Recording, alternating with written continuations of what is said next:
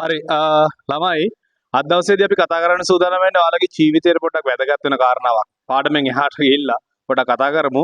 පුතේ දැන් අපේ ජීවිතය අපි සැලසුම් කරගන්න ඕනේ. තාම සැලසුමක් හදලා නැත්නම් ඔයාලා දැම්ම ඉඳලා සැලසුම් කරන්න පටන් ගන්න ඕනේ ජීවිතේ.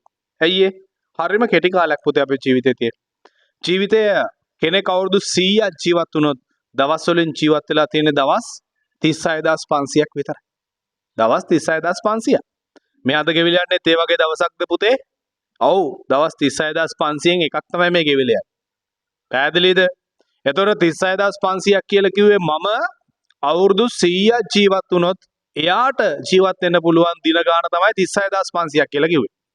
හැබැයි පුතේ අපි අහලා තියෙනවා දැකලා තියෙනවා අත්විඳලා තියෙනවා අපේ මේ වෙනකොට සමාජයේ ඉන්න ගොඩක් දෙනෙක් ජීවත් වෙන අවුරුදු 60යි 70යි බොහොම අමාරුවෙන් ඇද ගන්නවා 80 දක්වානේ.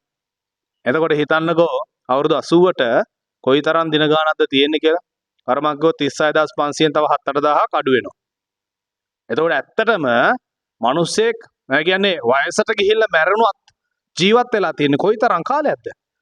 ජීවත් වෙලා තියෙන්නේ දවස් 20000ක් 30000ක් අතර ප්‍රමාණයක් පුතේ දවස් වලින්. පැහැදිලිද? එතකොට මේ අද ගෙවිලා යන්නේ අපේ ඔබේ ඒ දවස් ගොඩෙන් එකක්ද? ඔව්. ඒ දවස් ගොඩෙන් එකක්. දැන් හිතලා බලන්න අපේ ළමයි දැන් ওই විදිහට අපිට දවස් ගාන බලලා කියන්න පුළුවන්. අපිට පුළුවන් ඕනනම් ඕක පැය ගානට හදලා කියන්නත් පුළුවන්. මේ ගෙවිලා ගියපු පැය අපේ ජීවිතයෙන් එක් පැයක් අවසන් කරා තමයි. හරිද? ඒක කැමති වුණත් අකමැති වුණත් අපිට පිළිගන්න සිද්ධ වෙනවද නැද්ද? සිද්ධ වෙනවා.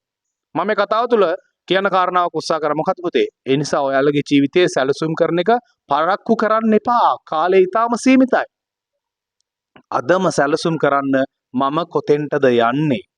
මම මේ වයස වෙනකොට මම මොනවද ඇචීව් කරලා තියෙන්න ඕනේ ටාගට්? හදා ගන්න ලිස්ට් එකක්. හිතෙන් හරි තියාගන්න ඔළුවේ හරි තියාගන්න ඕනේ. එහෙම නැතුව අපිට ගොඩ යන්න බෑ. පැහැදිලිද? අපේ ජීවිතේ එහෙම වුණොත් මොකද වෙන්නේ? සැලසුමක් නැති වෙච්ච ගමන් ඉබාගාතේ යනවා. එහෙනම් දැන් මෙදලා ජීවිතේ සැලසුම් කරන්න ඕනේ අපේ ළමයි. මොකද කාලය ඊටාම සීමිතයි. දවස් අවුරුදු 100ක් ජීවත් වෙන මිනිස්සු ජීවත් වෙන්නේ දවස් 36500ක් විතරයි. අපිට එච්චර නෑ. දැන් ඔයාලා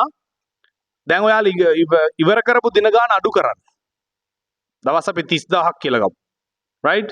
දැන් ඔයාලා මේ වෙනකොට ජීවත් වෙලා ඉවර කරපු දින ගානක් තියෙනවනේ. දන්නේ ටික අයින් කළා දාන්න.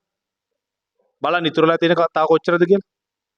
ජොබ් එකක් කරන්, ගියක් හදන්න, වාහනයක් ගන්න, තව ගොඩක් දේවල් කරන්න තියෙනවා. ඒ ඔක්කොටම ඉතුරුලා තියෙනවා ඉතුරු දින ටික. පැහැදිලිද? එහෙනම් පරක්කු වෙන්න එපා. ජීවිතේ දැම්ම සැලසුම් කරන්න. සැලසුම් කළා නැත්නම් ඉක්මනට මේක කරන්න. හරිනේ? හරි.